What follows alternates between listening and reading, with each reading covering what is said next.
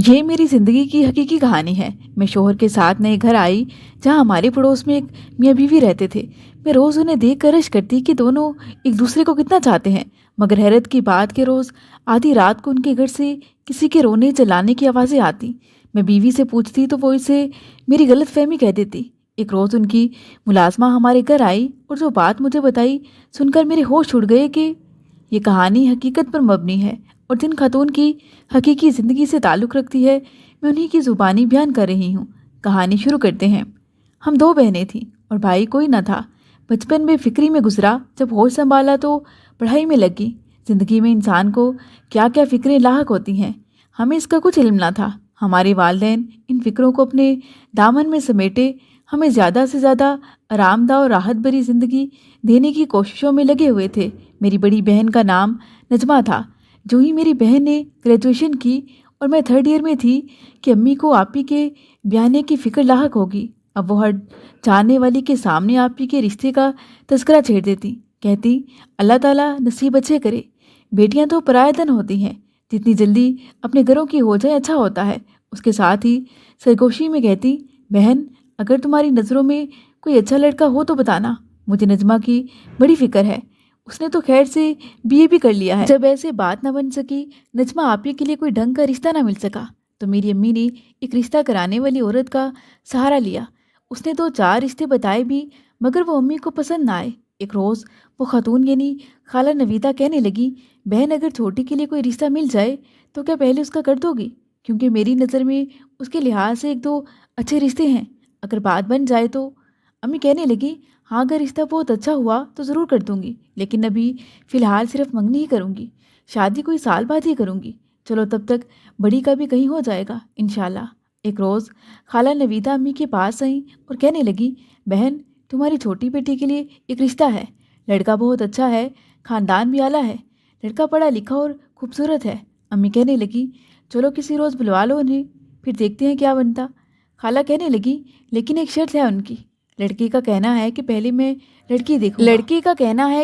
लड़की देखूंगा, फिर पसंद आई तो ही हाँ करूंगा। ये सुनकर अम्मी चौंक कर कहने लगी, अरे ऐसा कैसे हो सकता है? लड़की को तो घर वाले ही देखते हैं। क्या अब मैं अजनबी लड़कों को घर बिठा कर अपनी बेटियां दिखाऊं और फिर बाद में वो पसंद ना करें और रिश्ता रद्द करके चले जाए? ना बहन, ये नहीं होगा। ये शरीफों का शेवा नहीं है। हमारे खानदान में तो ऐसा नहीं होता। बहन इस तरह के रिश्ते मत लाना। नवीदा खाला कहने लगी, आजकल ज़माना बहुत एडवांस हो गया है बहन। अब ऐसे ही होता है, जैसे हम लड़के को देखने के बाद पसंद करते हैं फिर हाँ करते हैं, वैसे ही आजकल के तो लड़के भी मुतालबा करते हैं कि हम पहले लड़की देखेंगे, पसंद आई तो हाँ करेंगे, वरना नहीं। लड़की देखने वालिदैन के साथ साथ लड़के खुद भी जाते हैं। मेरी अम्मी सीधी सादी थी, लिहाजा कहने लगी, नहीं बहन मैं तो ऐसा नहीं कर सकती, ना ही नजमा के अब्बू इस बात पर तैयार होंगे। खाला कहने लगी, बहन जी अब ज़माना बदल गया है, आपके मेरे वाला वक्त नहीं रहा। अगर तुम ना मानी तो तुम्हारी बेटियां अच्छे अच्छे रिश्तों से महरूम रह जाएंगी। जो रिश्ता मैंने बताया है बहुत ही अच्छा है, अगर हो गया तो सारी ज़िंदगी मुझे दुआएं दोगी। अम्मी आगे से खामोश हो रही।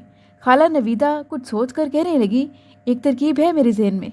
तुम्हें लड़की को घर बुलाने पर इतराज़ है ना कि तुम्हारे शोहर नहीं मानेंगे, तो फिर लड़की को घर नहीं बुलाते, बल्कि तुम्हारी माँ हम काली जाती है ना, वो लड़का उसे रास्ते में देख लेगा, फिर अपने वालिदैन को बता देगा कि पसंद है या नहीं। ठीक है ना? अम्मी खामोश होगी, गोया खामोशी में इकरार कर लिया था। मुझे सारे मामले की कोई खबर ना थी।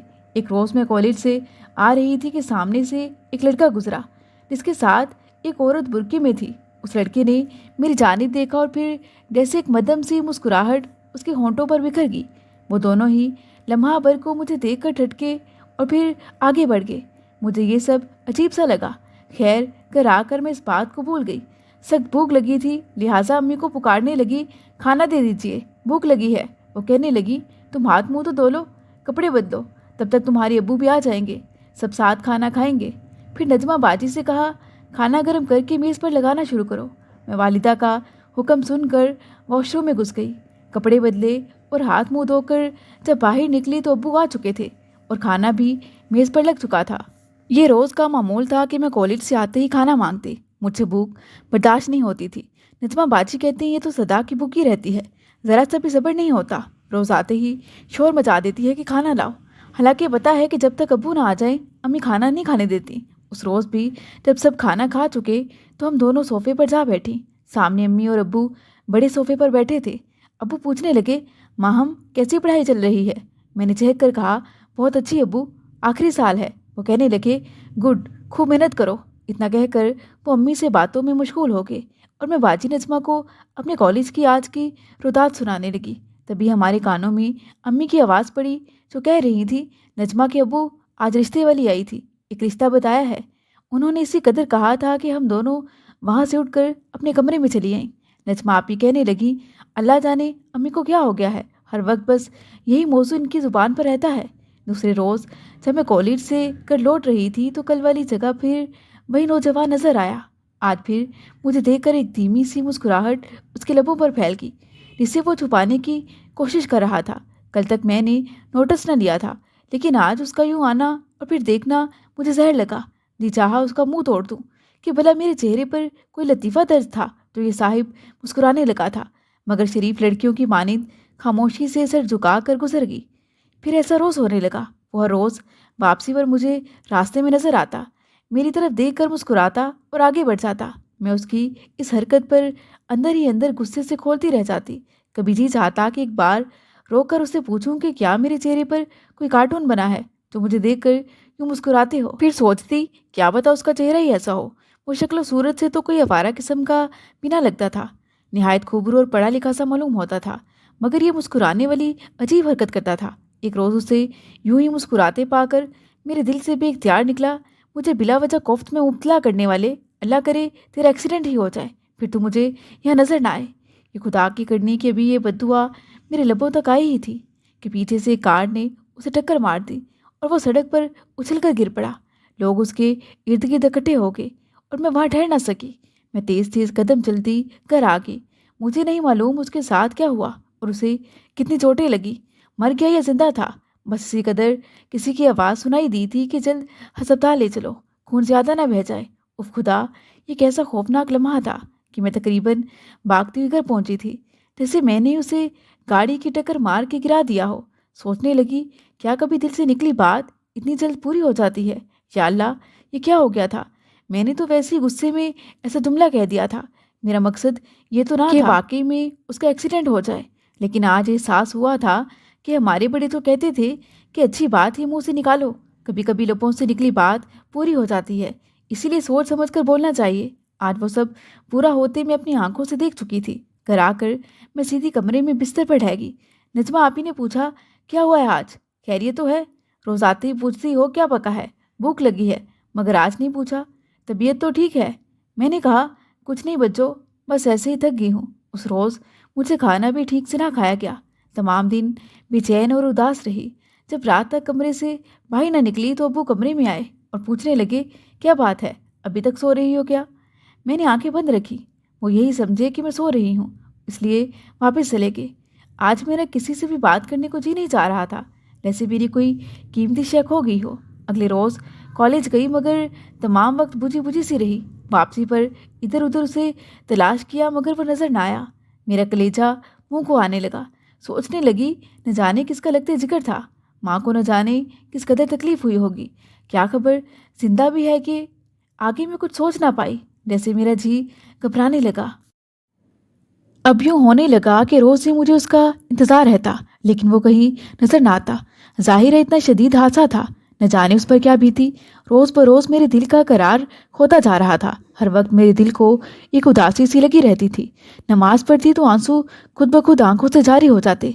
अब आते ही शोर मचाने वाली की भूख लगी है, जल्दी खाना दो का नारा लगाने वाली माहम मुर्दा सी आकर अपने कमरे में लेट जाती। नजमापी कहती, अरे क्या हुआ है तुझे कि अब सारा दिन कॉलेज में भूखी रहने के बावजूद भूख नहीं लगती? मैं सोचती, आखिर इस मंजर से मेरा जहन क्यों नहीं निकल पाता कि जब मैंने उसे कार की टक्कर से सड़क पर उछलकर गिरते देखा था। पहले जब वो मुझे देखकर मुस्कुराता था तो मुझे किस कदर गुस्सा आता था। जी चाहता था कि उसके वो दांत ही तोड़ दूं या फिर उसकी आंखें ही नोच लूं जो मुझे देखा करती थी। मगर ये अजीब था कि अब उसे अपने सामने ना पाकर मैं कैसी खलिश का शिकार होगी कि जैसे लकड़ी को दीमक लगी हो। सोचती, मैं क्यों उसे इतना याद करती हूँ, मेरा तो वो कुछ नहीं लगता। ये सोच कर जब थक जाती थी तो रोने लगती। मैं तो उसे जानती तक न थी, कभी उसने मुखातिब किया और ना मैंने ही बात की थी। फिर आखिर दिल क्यों उसके लिए बेकरार रहता था कि जिसके जीने और मरने तक का मुझे इल्म नहीं था। वक्त गुजरता रहा और इसी तरह मेरे कॉलेज के आखिरी साल का इख्तिताम हो गया और वो फिर भी नजर न आया। इम्तिहान हो गए तो मैं घर बैठ गई। उन्हीं दिनों आप ही के लिए एक अच्छा रिश्ता आ गया जो मेरे वालिदैन ने कबूल कर लिया। आप ही की शादी हो गई और वो अपने घर की होगी।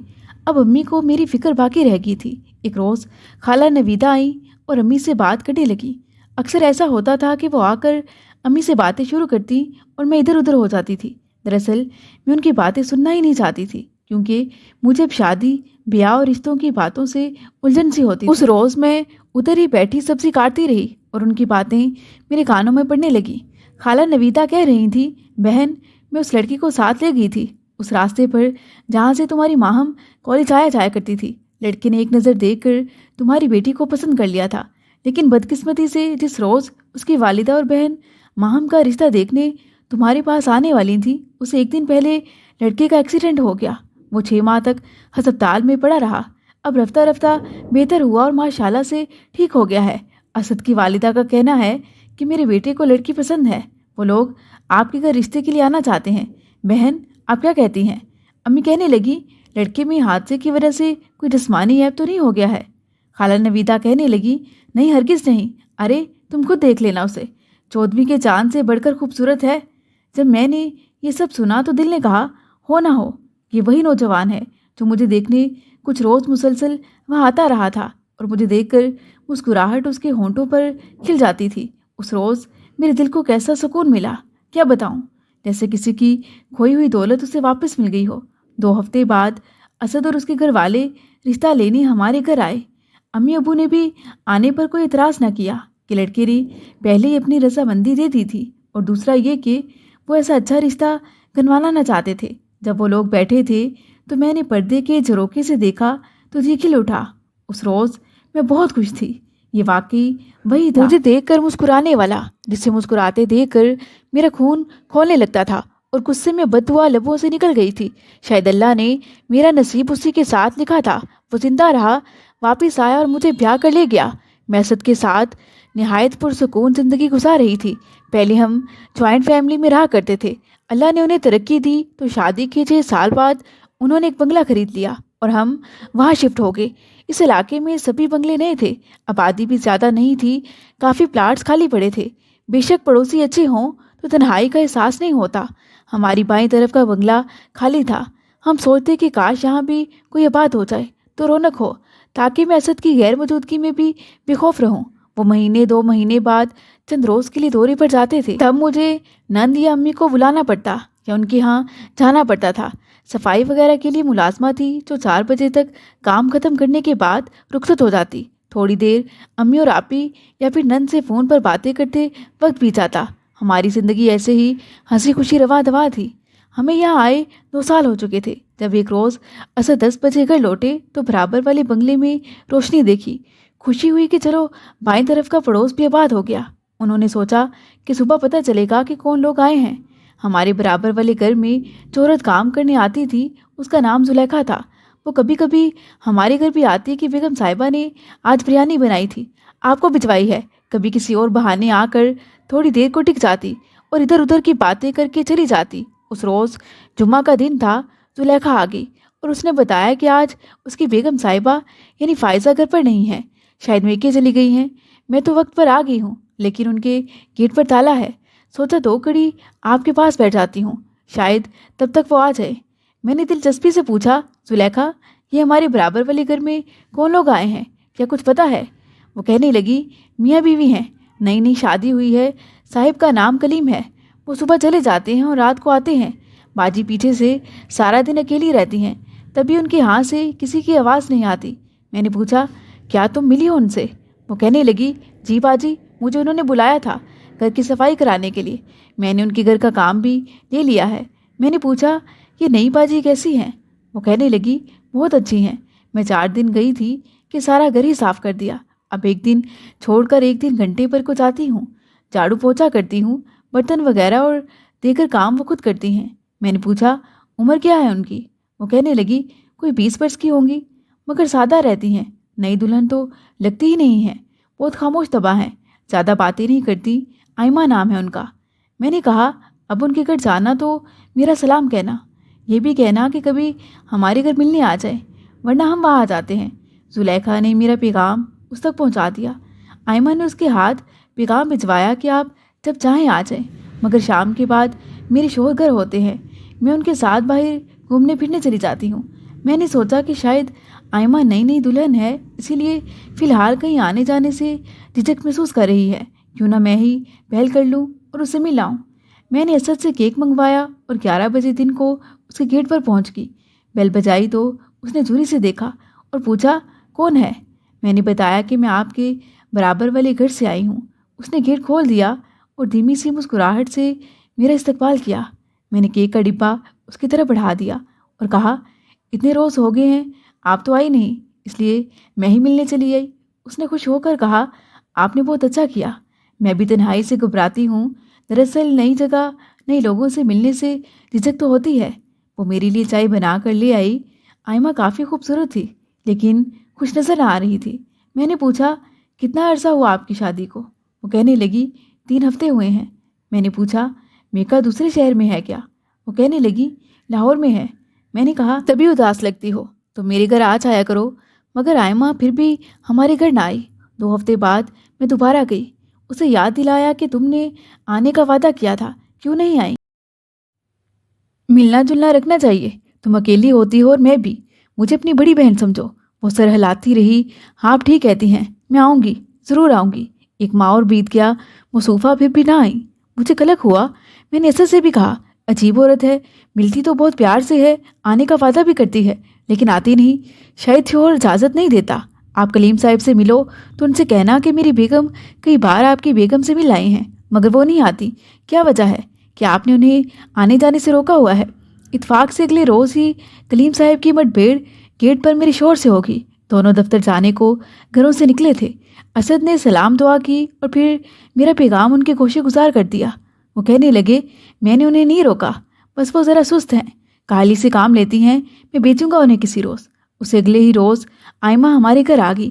कहने लगी, कलीम मुझसे कह रहे थे कि पड़ोस में जाती तुम खुद नहीं हो और लोग तुम्हें मेरा कैदी समझते हैं। वो चंद मिनट मुश्किल से बैठी। मैंने चाय बनाने को मुलाजमा से कहा तो कहने लगी, तकल्लुफ़ नहीं करें, कलीम घर पर हैं और उनकी तबीयत ठीक नहीं है, फिर किसी रोज़ आऊँगी। यूँ वो दोबारा आने का कहकर चली गई। उसके मोहब्बत भरे रवैये पर मैं हैरान रह गई। 1-2 बार मैंने मियाँ बीवी को गेट पर देखा तो वो मिसाली जोड़ा से नजर आए।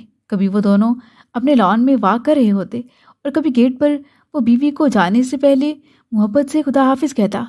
कलीम साहब के मकान के दाईं तरफ वाले घर से एक रोज़ सिदरा नामी खातून हमारे घर आई तो बताया कि कल उनके घर से आयमा के रोने की आवाज़ आ रही थी। क्या तुमने कुछ सुना था? मैंने कहा, नहीं, मुझे तो कोई आवाज़ नहीं आई, शायद मैं सो गई थी। क्या टाइम था तब? वो कहने लगी, रात के 1-2 बजे होंगे। अगले रोज़ मैं आयमा के घर चली गई, यही सोच कर कि हो सकता है वो किसी तकलीफ़ में हो और इसी बायस रोती रही हो। इंसान बीमार भी हो सकता है। जब बेल दी तो जुलेखा ने गेट खोला। आयमा कमरे में बिस्तर पर लेटी थी और उसकी आंखें सूजी हुई थी। मैंने पूछा, रात तुम रोती रही हो, क्या बात है? वो कहने लगी, कुछ नहीं हुआ, बस सर में दर्द था। कलीम ने दवा ला कर दी तो आराम आ गया और मैं सो गई। आयमा के बयान से साफ लग रहा था कि जैसे वो झूठ बोल रही हो। मैंने उसे ज़्यादा करेदना मुनासिब न समझा। अगले रोज़ जुलेखा आई तो उसने बताया कि कलीम साहब ने रात को उसे मारा था, जिससे आयमा के जिस्म पर नील पड़ गए थे। मैंने इस्त्री गर्म करके टकोर की है। पहले तो बेचारी हिलजुल भी नहीं सकती थी। ये सुनकर मुझे बेहद दुख हुआ। मैंने पूछा, लेकिन किस वजह से मारा था? मगर ये बात जुलेखा को भी मालूम ना थी, मुझे क्या बताती। बहरहाल अफसोस हुआ कि बज़ाहिर कलीम ऐसा न लगता था, बहुत मुहज़्ज़िब नज़र आता था। अल्लाह जाने क्यों बीवी पर इस कदर हाथ उठाया, मगर पूछने की नौबत ना आई, क्योंकि फिर ये रोज़ का मामूल हो गया। रोज़ ही उनके घर से रात को रोने की आवाज़ें आने लगी, जैसे आयमा दर्द से चीख रही हो और कोई जैसे उसे मारता हो। मैं सोचती कि पता नहीं उनके बीच ऐसा क्या झगड़ा चल रहा था जो ख़त्म होने का नाम न ले रहा था। एक रोज़ मुझसे रहा ना गया। दिन के वक्त चूँकि कलीम साहब ऑफिस होते थे, मैं आयमा के घर चली गई। वो बेसुध बेड पर पड़ी थी, यहाँ तक कि उसे उठा भी नहीं जा रहा था। जुलेखा ने ही दरवाज़ा खोला। मैंने जाते ही पूछा, क्या फिर मारा है उसने तुम्हें? मेरे अपनायत भरे लहजे पर वो फूट फूट कर रो पड़ी। कहने लगी, रोज ही मारता है, सारे बदन पर नील पड़ गए हैं, मेरा बदन अब तो फोड़े की तरह दुखता है। मैंने पूछा, आयमा आखिर मारने की वजह क्या है? वो कहने लगी, कोई खास वजह नहीं होती, प्यार भी बहुत करते हैं, मगर ज़रा सी बात पर मूड भी खराब कर लेते हैं कि मारने पर उतर आते हैं, बाद में फिर माफ़ी मांग कर मना लेते हैं, हाथ जोड़कर सामने बैठ जाते हैं। मैंने कहा, ये कैसा प्यार है भाई? ये तो सरासर अजीज पसंदी है, शायद नफसियाती मरीज़ है तुम्हारा शोहर। हमारे साहिब तो कभी ऐसा नहीं करते। आयमा ने मुझे ये कहकर चुप करा दिया कि छोड़िए इस बात को, कलीम दिल के बहुत अच्छे इंसान हैं, मुझसे मोहब्बत भी बहुत करते हैं, बस गुस्से के तेज़ हैं और उनका गुस्सा वक्ती ही होता है। आयमा के इस हौसले और सब्र पर मैं उसका मुंह तकती रह गई कि ये कैसी औरत है और ये कैसी मोहब्बत है। 3 रोज़ बाद मैंने गेट पर कलीम को घर से निकलते देखा और साथ गेट तक आयमा भी आई, शायद कि वो दफ्तर जा रहे थे। उन्होंने जाते हुए बीवी को निहायत मोहब्बत से मुस्कुराते हुए जैसे खुदा हाफिज़ कहा और चले गए। आयमा भी मुस्कुरा रही थी। मैं हैरत ज़दा रह गई। एक शाम को आयमा लोगों के बराबर वाली पड़ोसन मिसिस आसिम हमारे घर आईं और कहने लगी, माँ हम फ़ौरन आओ, आज तो शायद वो शकीउल कल्ब आयमा बेचारी को मारे डालेगा। मुझसे उसकी आहुजारी बर्दाश्त नहीं हो रही। अब हम लोगों को कोई एक्शन लेना चाहिए। उन्होंने हमारा भी सुकून बर्बाद कर दिया है। मैं मिसिस आसिम के कहने पर अपने सेंट से निकली और कलीम की दीवार से कान लगाए तो आयमा की दर्दनाक सिसकियाँ सुनाई देने लगी। फिर सिसकियाँ रोने की बुलंद आवाज़ में तब्दील होगी। तब लगा जैसे किसी ने उसके मुंह पर हाथ रख दिया हो। मिसिस आसिम कहने लगी, देखा मैंने कहा था ना कि वो उसे मार रहा है। मैं ऐसे हालात में असद से पूछे बगैर किसी के घर नहीं जा सकती। मैंने माजरत के साथ उन्हें साफ बताया तो वो भी घर लौट गई। दूसरे रोज़ सुबह जब कलीम दफ्तर चला गया तो मैं और मिसिस आसिम आयमा के पास गई। उसकी निहायत बुरी हालत थी, मुंह पर नील थे और वो बिस्तर पर पड़ी थी। हमें देखकर बेख्तियार रो पड़ी। मैंने बेख्तियार कहा, आखिर ऐसे जालिम आदमी के साथ तुम क्यों रह रही हो? वो आगे से कहने लगी, जब औरत का कोई ना हो तो वो कहाँ जाए, अपने घर के सिवा। मिसिस आसिम गुस्से से बोली, ये तुम्हारा घर है या कोई अकूबत खाना? शायद तुम भी अजियत पसंद हो। आखिर मेके क्यों नहीं चली जाती? छोड़ दो ऐसे जालिम शख्स को। अगर मैं तुम्हारी जगह होती तो इसकी पुलिस में रिपोर्ट करा देती। मगर हैरत मुझे तब हुई जब पुलिस का नाम सुनकर जैसे आयमा का रंग फक हो गया। वो निहायत परेशान दिखाई देने लगी। मैं उस वक्त समझ ना पाई कि आखिर ऐसा क्यों। खैर मैंने चाय बनाकर उसे पिलाई।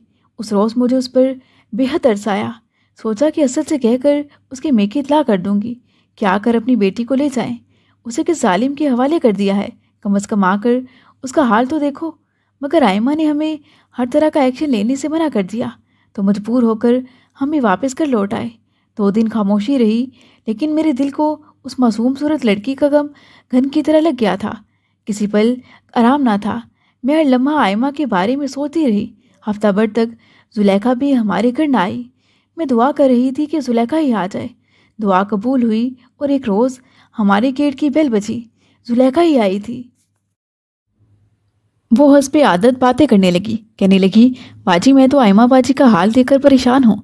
न जाने उसका घर वाला कैसा आदमी है, हर वक्त उसे मारता रहता है। ऐसा तो कोई जानवरों से भी सलूक नहीं करता। बेचारी की मार खा खा कर बुरी हालत हो गई है। मैंने कहा, हाँ सुलेखा, मुझे भी बहुत दुख होता है। दिल चाहता है कि उसकी मदद करूं, जबकि वो मदद पर राजी ही नहीं है, साफ मना कर देती है। अल्लाह जाने क्या मामला है, मेरी तो समझ से बाहर है। जब से आए हैं हमारा तो सुकून बर्बाद होकर रह गया है। काश ये लोग हमारे पड़ोस में ना ही आते, ये घर खाली ही रह जाता तो अच्छा था। जुलेखा कहने लगी, बाजी मैंने भी सोचा है कि उनके घर की सफाई का काम छोड़ दूं। अभी कल की बात है, जब मैं गई तो वो रो रही थी, आंखें सूजी हुई और सुर्ख थी। उसने मुझे बताया कि रात भर हमारा झगड़ा हुआ है और कलीम ने मुझे बहुत मारा है। पहले मारा और फिर वॉशरूम में ले जाकर नलके के नीचे खड़ा कर दिया और पानी खोल दिया। इतनी सर्दी में भला कोई ठंडे पानी में नहाना बर्दाश्त कर सकता है? अब वो बुखार में पड़ी है। मैंने अल्लाह का वास्ता देकर पूछा, आयमा बाजी मुझे बताओ तो, आखिर क्यों रोज़ रोज़ तुम लोगों का झगड़ा होता है? आखिर क्या वजह है? वो क्यों आप पर इस कदर सख्ती करता है, जबकि बाकी सब लोगों हता कि मुझ मुलाजमा के साथ भी नॉर्मल रवैया रखता है? बस इतना बताया कि कलीम शादीशुदा है और 2 बच्चे भी हैं उसके।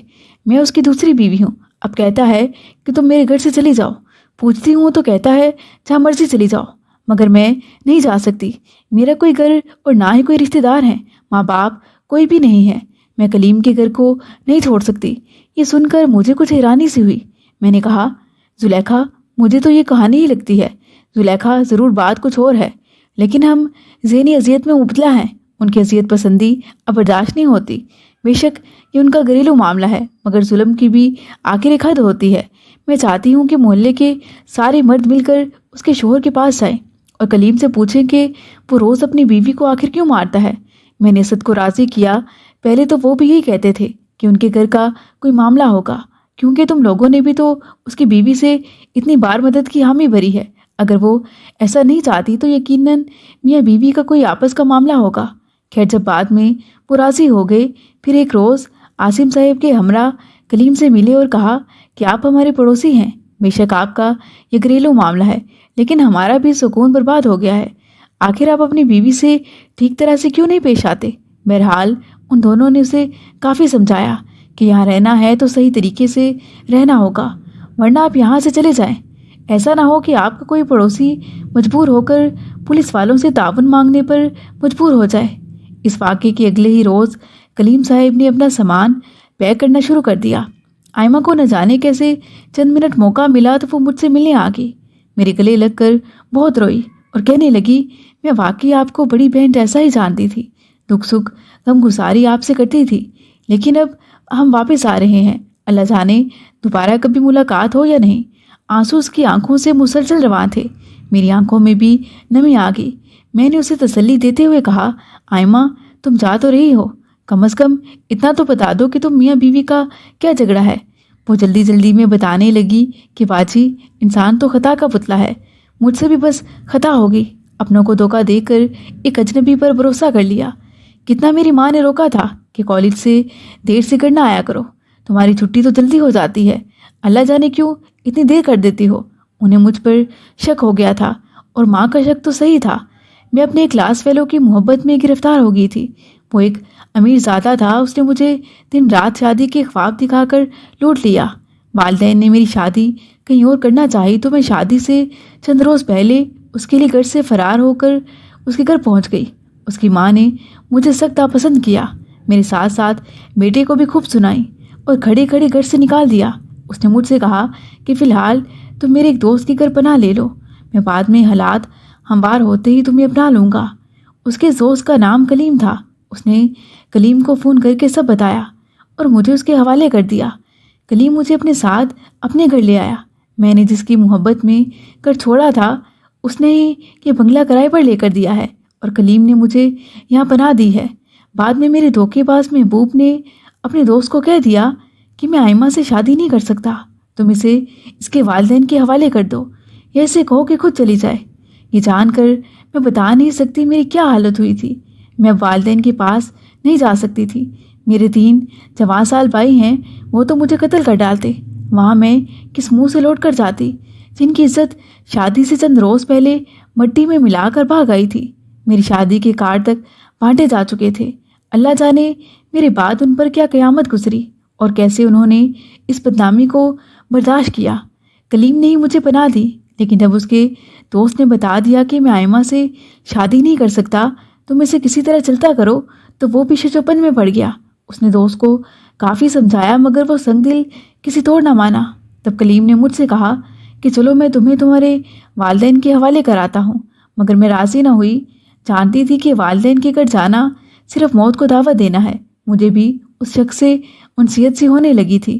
کلیم مجھے قابل بھروسہ لگا، تو میں نے کہا کہ آپ مجھ سے نکاح کر لو۔ اس نے بتایا کہ میں شادی شدہ اور 2 بچوں کا باپ ہوں، میں تم سے شادی نہیں کر سکتا، اور مزید تمہیں پناہ میں بھی نہیں رکھ سکتا۔